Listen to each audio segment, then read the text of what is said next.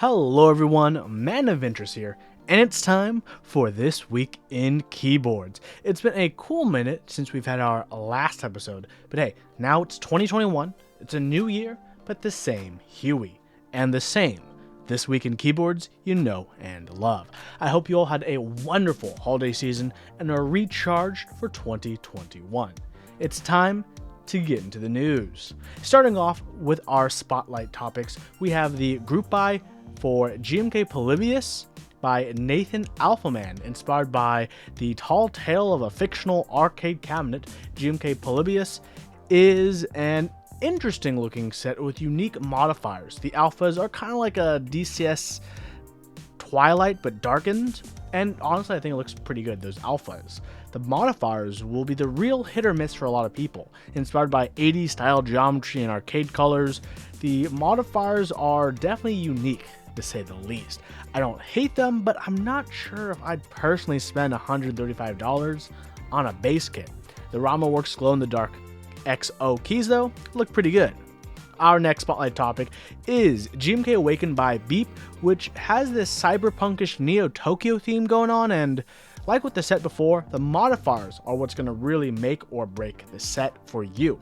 There are two base kits, with the difference being you can have the either Hiragana sub-legends or no sub-legends. With how busy the modifiers are with all that line work and that line art, I think if I was going to get a set, I was going to get the regular base, not the sub-legends, surprisingly. Each base kit on novel keys is $120, not too shabby, and I know I complimented Polybius's Rama keycaps, but the ones for Awakening, wowee zowie. This is, well, it's not my favorite Beep set, but it's definitely a very unique theme a lot of people might be into.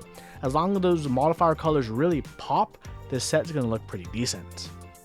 Up next for spotlights is GMK Shanshui by Grundlemere and Nathan Alphaman.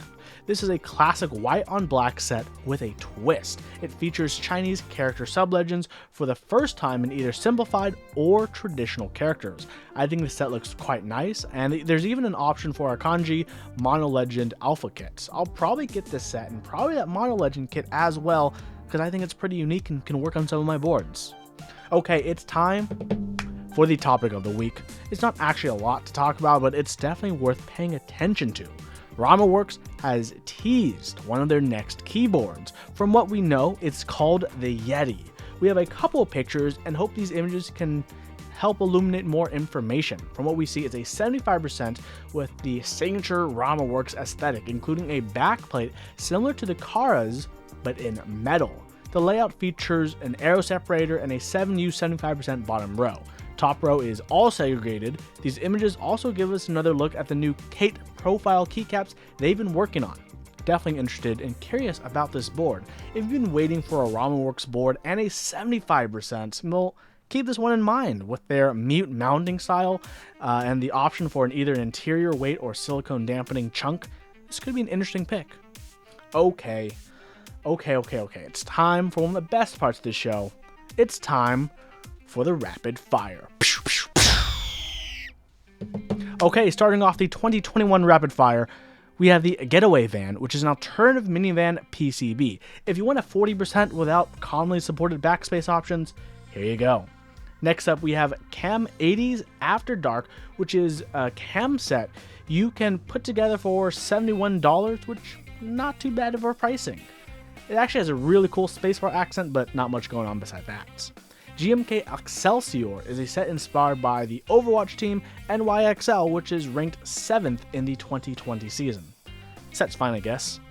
The Binepad BNR1 is a standalone rotary encoder of solid aluminum, perhaps the best knob if you want a knob in style. Bloop 65 is yet another 65%, but with a pretty attractive price point at around $280 shipped Konos. It doesn't look that special, but it doesn't have to. GMK Handarbeige is Handarbeige Alphas on beige. It's right there in the name. I don't think it'll be as exciting as Handarbeige, but we'll just have to see. I'm not sure if it's my cup of tea though. Cat Love is a set bravely proposing 4 base kits, but only 2 of them look good. GMK Spark Night is a set inspired from a character off everyone's current favorite gacha game. GMK Macros is just white on black, black on white, dolch, and beige macro keys because Poner wants to have proper macro keys for his Jubi. Also, he only owns 4 colorways. Fun facts. GMK Iconographic takes an interesting direction on the alphas without hurting my eyes, and an interesting direction on the modifiers. For me, they just don't mesh together perfectly yet, but there's something there. GMK Diva is supposed to be based off the character Diva from Overwatch, but based off how it's spelled, I'm gonna keep calling it GMK Diva because, hey, yeah. It's odd it's based off a canonically Korean character, but the set doesn't have Hangul sublegends. Sus. The log 40% is a 3x14 ortho for people who want a 40% in the wrong kind of way. At least it'll be a cheap kit to learn soldering. Reasonable 65 has a lot of features for something that's supposed to be reasonable. Like it has a macro column and a rotary encoder, but hopefully the price stays closer to the proposed 200 GBP estimate as opposed to 250 to actually stay, reasonable. GMK Lychee is based off a fruit I like more as a real fruit than as a boba drink flavor, but most people probably know it from that. It's not easy for me to describe the flavor of Lychee, but it's probably easier to describe how I feel about this set. Pass. Theocali 65 is a stacked acrylic 65%. As long as the price stays low and the board ships well and its laser cutting isn't atrocious, it'll be fine. No major complaints or anything wrong with it. GMK Baltic is inspired by Memphis design style, known for bright neon, primary, and pastel colors. Not my favorite King Nest T design, but situationally, I can see where this set could really shine. Also, there's going to be matching ink switches. DSA Feline Knight is a weeb set inspired by a ReZero character. I can safely say, I'm not feline it. Hey. Well, that's it for the news today. Thank you everyone so much for watching this episode, and if you haven't, consider subscribing for more keyboard news. I'm almost at 10k subs, so thank you everyone so much. And hey, don't forget to ring-a-ding-ding that bell if you want to get notifications whenever I post a new video or stream VOD on this channel. Stay tuned for more keyboard content, and I hope you keep on keyboarding. Pew, pew, pew, pew, pew.